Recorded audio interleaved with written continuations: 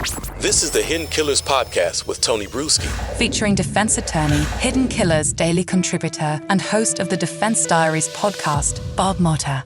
Chad Daybell, he is facing his weeks of reckoning as his trial continues on. Joining me to discuss where it is at and where it's going, Bob Motta, defense attorney, host of the podcast Defense Diaries. I know you have been doing a lot of live streaming of this trial on your Twitter account. Be sure to check that out and YouTube as well.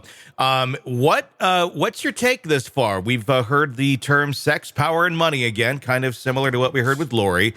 But we're also hearing, a narrative here that does point to the other partner, that does point at Lori and throws her under the bus. What's been your takeaways so far? Yeah, exactly that. We're only in 2 days, or the second day of the trial itself. The first day was slow. They have Detective Hermosillo on.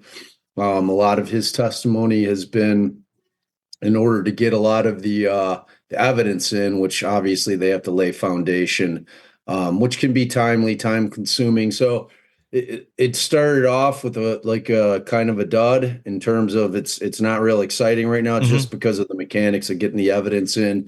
However, the openings were interesting, as you stated. We kind of saw where the state was going with it. It's going to be somewhat of the same case as Lori's, but different in the sense that they have different evidence against Chad than they did against Lori. Lori's was really focused on the conspiracy aspect of it, wherein they had to show that, she had a hand and that she was in agreement with, everything that was going on. Whereas with Chad, he's been charged with the actual, homicides along with the conspiracy as well. So the state is saying that, look, he's got an actual hand in the murders themselves, like physically doing it. So as far as the defense goes, it was interesting because that was what I wanted to hear. The question going in, are they going to throw Lori under the bus? Are they going to throw Alex Cox under the bus? And the way it appears, they're throwing both of them under the bus. Yeah. I think the way that it's going to go from the defense side of it is that they're going to basically say that Lori manipulated Chad, that, he was completely and totally under her spell. She was the puppet master, and that Alex was the henchman. He was doing all the dirty work, that Chad was just a stoofus, that was being completely manipulated by Lori, and he had no hand in any of the killings. That was Alex that was doing all that. He was the guy, and all of that was at the behest of Lori, not him. So that's what I anticipate the defense is going to be. How do you think that's going to go? I mean, I'm curious as to how Chad is not somehow involved or aware of any of these things. Just considering what we already know, what is he sitting at his house, just, watching Netflix while Alex Cox is out there killing people at the behest of Lori? And then, oh, hey, we're going to go on Hawaiian vacation today. Okay, great.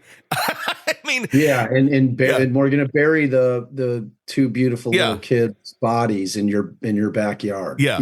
So I think it's going to fail miserably. I think Chad's going to go down.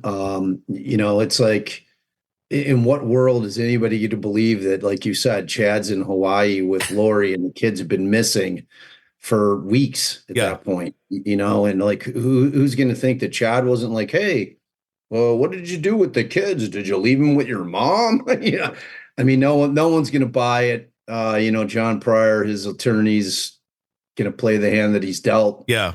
And, try to put it forth the best that he can. But ultimately, I anticipate that Chad will be fighting against having the death penalty handed down to him. That's what I anticipate. Is that what John's going for more than anything here right now? Does he think he has a chance of convincing a jury that Chad Daybell really was this idiot? He probably is an idiot, but an idiot to that level of just being utterly oblivious to what was going on around him? I think that, yeah. I think that at some point as a criminal defense attorney, and what all the facts are, what the evidence that's going to be coming in more than the public does.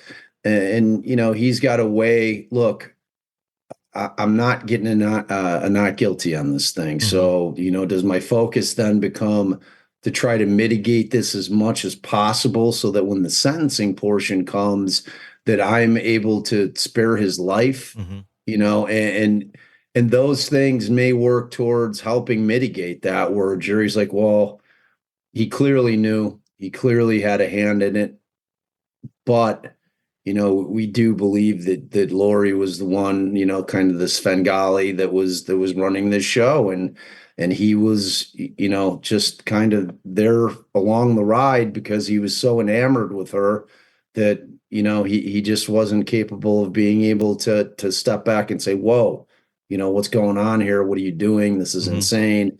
So we'll see how it plays out. I mean, I certainly would be trying to angle for sparing his life. Yeah. Even though my personal opinion is that life in prison is way worse. Life in a 6x8 box is way worse than the death penalty. Sure. Like if that was my fate, I think I'd probably prefer to be put down as opposed to living in a box. But that's me. Sure. Want to listen ad-free? Want advanced access to all of our interviews before anyone else? Become a True Crime Today Premium Plus subscriber on Apple Podcasts. You get every episode commercial-free, so you can binge on true crime until you can binge no more. Search True Crime Today Premium Plus on Apple Podcasts now, or go to our podcast page and sign up now. More of the Hidden Killers podcast next.